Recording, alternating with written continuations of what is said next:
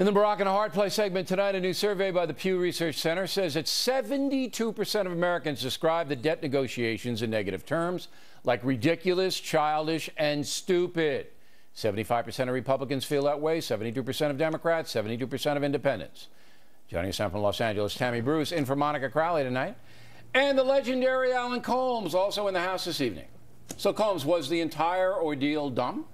It certainly came off that way. The Republicans that led by the Tea Partiers created a crisis they didn't have to create, and then they take credit for solving the crisis that they created. When 18 times during Reagan, 7 times during Bush, we raised the debt ceiling, never went through this before. All of a sudden, there's a crisis. Didn't have to be. Then yes, why do 72% of Americans think both parties at fault? You only feel because they look. Well, I think that they look at Washington. They see it as a problem, a whole problem that. But both you only parties see that it's a Republican problem. I believe in this particular case, this was created by the right-wingers who acted differently with this president than they did during any previous president when we continually raised the debt ceiling. Now, why do you think Dennis Kucinich wasn't branded a terrorist? Because he wouldn't compromise, but the right-wingers were. Well, it depends. I don't know. I don't think that you've got a bunch of right-wing rhetoric. You want to talk about all the gun imagery used by Sarah Palin, used by Michelle Bachmann, used by a whole bunch of right-wingers? Because it's not one-sided. That kind of gun, right-wing, so what you're doing is imagery, you're using bad behavior to justify No, I'm simply saying that it's not indigenous to the left that this kind of imagery gets used. But this is what the left is doing today. This is a discussion today. I see, but I don't hear the same kind of outrage when the right does it. You don't know why they're not branding Dennis Kucinich a terrorist. Because he's a nice guy and you like him. I do like him, and I would never brand anybody a terrorist. That's right. Nor would I. Colmes doesn't know. Not an unusual situation. That's not exactly what I said. You took me out of context, O'Reilly. You took my line. Not what I said. Why did the far left say that the Tea Party are terrorists, but Dennis Kucinich and the far left, which wouldn't compromise either, they get a pass?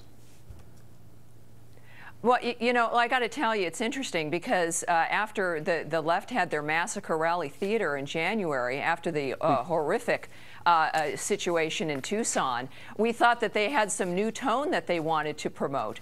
And then we get this, and this is the irony. It's interesting. Yeah, Gabrielle Giffords, of course, for the first time back in the House, a wonderful return. We got the 10th anniversary of September 11th, and now we're all getting branded terrorists. I mean, look, this is a word about mass murder and mutilation of children. You know, the reason it doesn't happen to the left is because the media is controlled by the left, and this is meant to demonize just Tea Party, which is a threat to both sides of the establishment spectrum. All right, well, but look, there are right-wing pundits, as you know, who say vile things about left-wingers, so, you know, we just can't get into it. But this is, look, this is the vice president. Bill, well, it's the vice president. I'm glad you brought that up. But Biden denies saying that.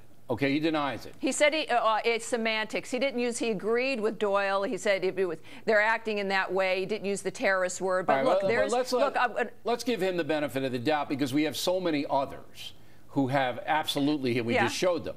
Now, this Pew study is interesting, Tammy, because it says there are no winners here. The Tea Party didn't win to the folks. The folks. This is not a pundit deal. Sure. This is the people. It said all of them, Tea Party, liberal Democrats, President Obama, all pinheads, all of them. And I think that's true. I think the American people are angry across the board. Look, the Tea Party was the sign that Americans had already become sick and tired of what Washington was doing. And then look at the end result. Nobody should be crowing about what's going on here. Now that we're getting the analysis, we're spending in this bill that's now, what, 74 pages long, $34 billion per page. I don't know why anybody, ranging from Boehner to Pelosi or Reid or Obama, think this is anything to crow about. It puts us further in debt. No, I don't like it either, but we had to put the finger in the dike, and that's what happened. All right, but they're tired of it. Americans are tired of it in general, and we're going to show that in November. They're tired of it, and they blame everybody. Would you agree with that? They blame everybody. They blame the Tea Party more. In that Pew study, 83% blame the Tea Party. The Tea Party is actually being blamed more than the other. By this much. By 10%. By this much. Okay, so they're all taking a hit. Now, President Obama came out today again, another little press deal and this and that. Yeah. And he said pretty much the same thing. We got to put America back to where, like Kucinich said, just that and the other thing. But the street, Wall Street, is in a free fall. This isn't going to put people back to work. This isn't going to help. Where are the jobs, Mr. Boehner? Where these Republicans who got elected and said, we're going to put people back to work? When's that happen? This, you know, you and I are in parallel universe. When did John Boehner become president of the United States? He said when we're in charge of Congress, we're going to put people back to work. That's what he said he was going to do. You just asked, where are the jobs, Mr. Boehner? Where are the jobs, Mr. Boehner? He's the Speaker of the House. Wait a minute, because the House was going to elect all these Republicans. Why aren't you asking the president where the jobs are? I want to know, guys, Boehner just the other day in his news conference acquainted himself with the president. He thinks he's the president. Guys, you know, look, wait, Tammy, he's running the country. Tammy, you're really Rod Serling. Do you know who Rod Serling is? Yes, I know Rod Serling. That's who you really are. I'm Rod Serling. All right, yeah, okay. It's the outer limits. Okay. It's unbelievable. You guys, just give us the outer limits music, and we're good. Look, we haven't had a budget in over 800 days out of the Senate. I mean, so there's been no budget there.